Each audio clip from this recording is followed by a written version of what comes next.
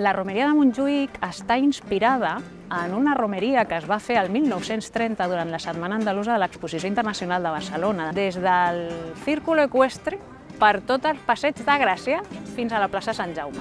I això potser era simplement el punt de, si es va fer el 1930, també ho podem fer el 2024. Aquí tienes lo que dice ChatGPT sobre qué es el flamenco. Vale, dice que es una expresión artística que combina música, canto, baile y toque, originada en Andalucía, España.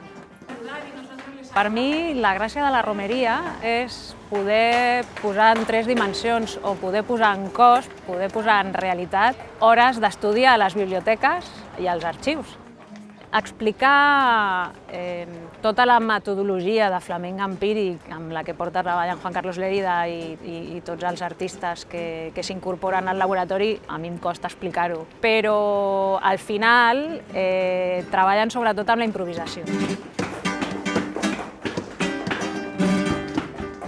Jo el que he fet és afegir una mica de situació, de les dades, de saber on estem, què trepitgem, què passava, qui hi havia.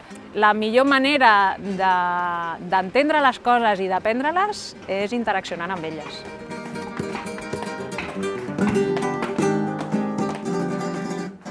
La nostra proposta de traductores es diu El cos de la muntanya i el que tenen en comú les tres propostes que formen part és que totes són recorreguts des d'un punt de vista popular també, i d'explorar tots aquests imaginaris que la muntanya de Montjuïc ha generat al llarg de la seva història.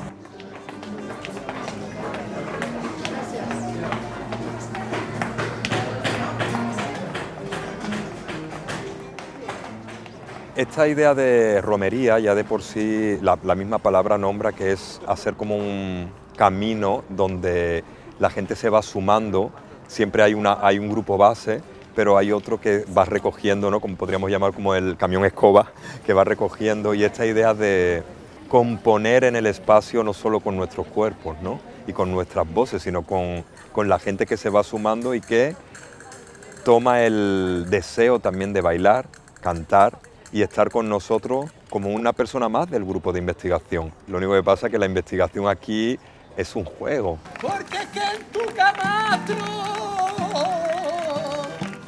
han pasado muchos cuerpos. Pero bueno.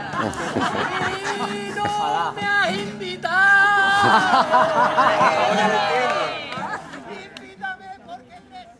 Desde el punto de vista paisajístico, le debemos mucha ordenación de la zona de Montjuïc. Lo que habéis visto lo llamamos células de investigación, ¿no? En el caso de este camino que hemos hecho al Estadio Olímpico es cuáles son esas canciones populares que todo el mundo puede saber y cantar al instante.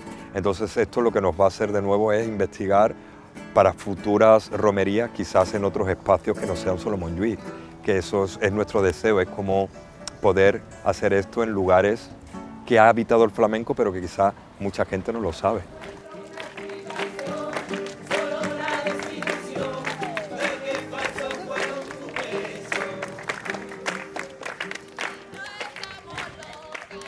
La ville de Barcelona, España.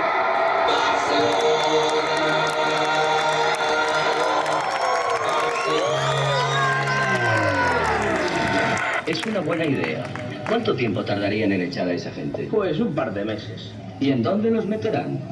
Yo qué sé, en el estadio. És com un procés de creació molt col·lectiva.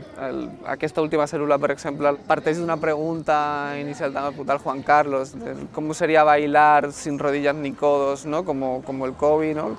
Sense aquestes articulacions. I això, que en principi havia de ser com un ball, no? Doncs després l'agafa el Raül i ho converteix en un estribillo, i a partir d'això altra gent també intervé i aporta materials i es desenvolupa com tot aquest tema on entren moltes capes també de Montjuïc, no només les Olimpiades, sinó també les barraques, i Montjuïc és una muntanya sobrecarregada de sentit.